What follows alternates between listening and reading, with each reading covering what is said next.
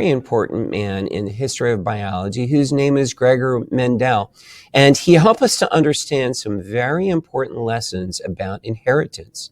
This idea that traits that we inherit from our parents are inherited as discrete units.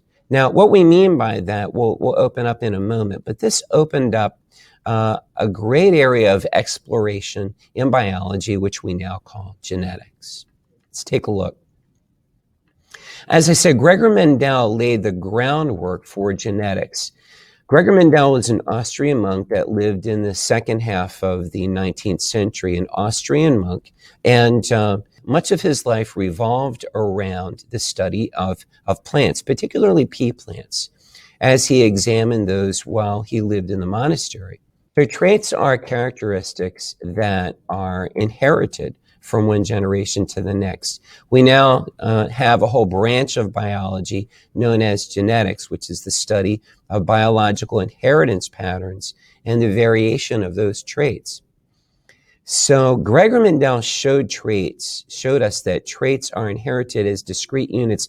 In other words, they're not blended. What we mean by blended is that there's variations, across a range on a particular trait. Now, there are many in Mendel's day that thought that traits were blended, Charles Darwin being among them, who had a copy of Gregor Mendel's work, but actually never opened the book. It was found unopened in his library after he passed away.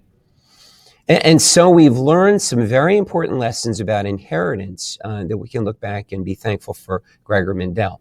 Before we get underway, I want you to know that under the existence and function of chromosomes, much was unknown about what took place inside the cell. Let's take a look at one of Gregor Mendel's experiments. What he did in experimenting with pea plants is he made three key decisions that you see listed here. First, just the use of purebred plants. He had plants that would reliably show a set of traits generation after generation. So we knew the type of information that these plants had within their cells, factors he called them. He also took control over the breeding process, which I'll explain a little bit later. And he focused particularly on a set of either or traits, which we'll look at as well. Let's take a look at one example. So what Gregor Mendel did in taking control over the pollination process was he would snip off the ends of the stamens, which are responsible for producing pollen in these plants, these little yellow structures that you see here, and remove them so that he could now substitute, we'll look at this illustration, he would now substitute the pollen that came from a plant of a different variety onto the pistil that you see within the middle of this pea flower here. And so by doing that, he would eliminate any possibility of self-pollination so he could begin to understand how these traits were therefore inherited. We'll take a look at one trait, examine how that experiment went. For example, he cross-pollinated with the process I showed you, a white flower pea plant with a purple flower pea plant. And to his surprise, all the pea plants in the next generation all had purple flowers, which is a bit of a surprise. What happened to this factor that produced white petals in these pea plants? So he allowed this next generation, the F generation, to self-pollinate. And in the subsequent generation, to his surprise, this white petal characteristic reappeared, and in a ratio of basically 3 purple to 1 white flowers.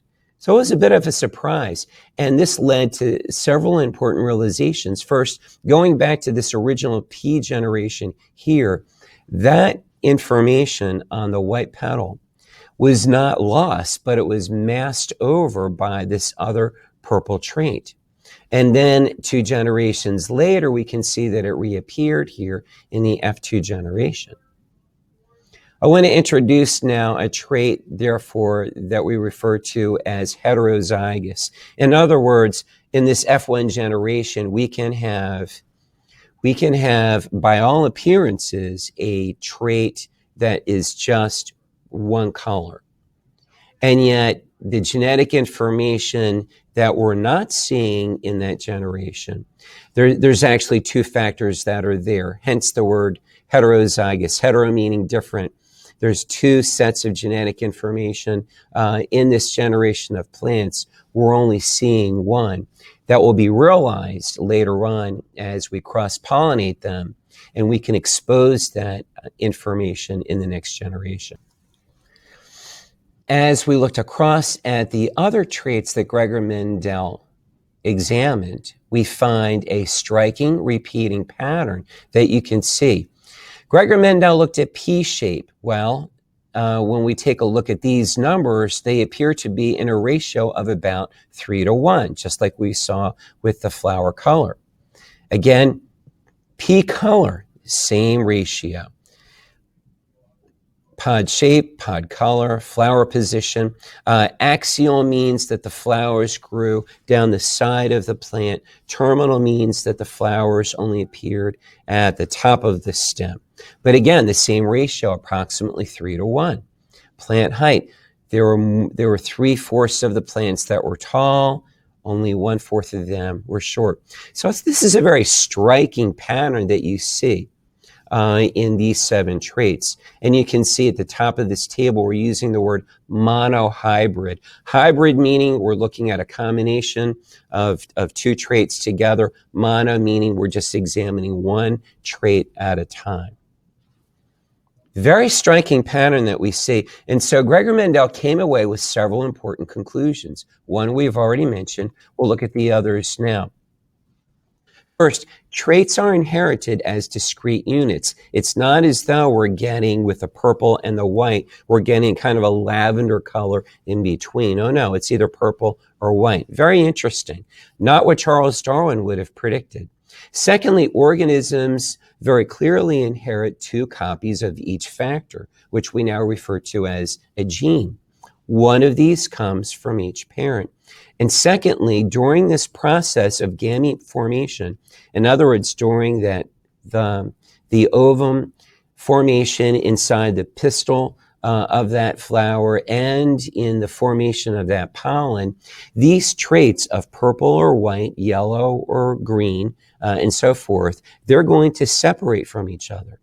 And to those of us that have recently studied meiosis, we've already aware of that. We've already noted that there is a separation of chromosomes in the process of gametes as we go from dihybrid cells at the very beginning of meiosis in prophase 1 all the way to the end of the process in telophase 2, where we have very discrete, segregated haploid cells that we see in the gametes. Gregor Mendel, even without understanding all that, he was able to realize that in his experiments with these pea plants. Now, these last 2 statements that you see here, they've now come to be called the law of segregation. It's probably better to refer to it as the principle of segregation, as later on we'll realize that there can be exceptions to that. But for right now, I want you to take a look at these heterozygous alleles that are now on a set of homologous chromosomes, this trait of flower color. We now understand that when we look at these 2 chromosomes, they're on a position there. There's going to be a gene, a factor that colors for purple color on the petals of that flower, and across from that, in the same location, on the other chromosome in this pair, we have the information for the white petal color.